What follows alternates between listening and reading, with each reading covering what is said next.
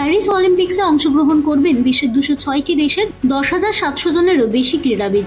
আর এই টুর্নামেন্টের সুরক্ষার দায়িত্বে থাকবে ভারতের কমান্ডো বাহিনীর কুকুরেরা। আসলে প্যারিস অলিম্পিক্স চলাকালীন যাতে কোনো জঙ্গি হামলা না ঘটে তা নিশ্চিত করতে কুকুরদের 10টি দল পাঠানো হয়েছে সে দেশে। আর এই 10টি দলের কুকুরের মধ্যে রয়েছে বেলজিয়ান ম্যালিনোইস প্রজাতির কুকুর। ওসামা বিন লাদেনের ঠিকানার খোঁজ দিয়েছিল এই প্রজাতির কুকুরেরাই। আর এই 10টি কুকুরের মধ্যে বিশেষ 2 সদস্য ভাস্ট ও ডেনবিকে নিয়ে যাওয়া হয়েছে বেঙ্গালুরুর প্রশিক্ষণ স্কুল থেকে। তাই প্যারিস অলিম্পিক্সের নিরাপত্তার দায়িত্বে রাখা হয়েছে ভারতের এই কমান্ডো বাহিনীর কুকুরদের। ধ্যানশক্তির জন্য বিখ্যাত কুকুরের দল সাধারণত বোমা ও আইইডি শনাক্ত করার কাজ করতে পারে খুব সহজেই। এই দলের দায়িত্বে থাকা এক অফিসার জানিয়েছেন, প্যারিস অলিম্পিক্সের জন্য এই কুকুরদের আলাদা করে প্রশিক্ষণ দেওয়া হয়েছে ভাষাগত শিক্ষা, যাতে ফরাসি ভাষা বুঝতে তাদের কোনো সমস্যা না হয়। এই বিশেষ প্রজাতির কুকুর ছাড়াও প্যারিস অলিম্পিক্সের সুরক্ষার দায়িত্ব দেওয়া হয়েছে ভারতের আধা সামরিক বাহিনীকেও।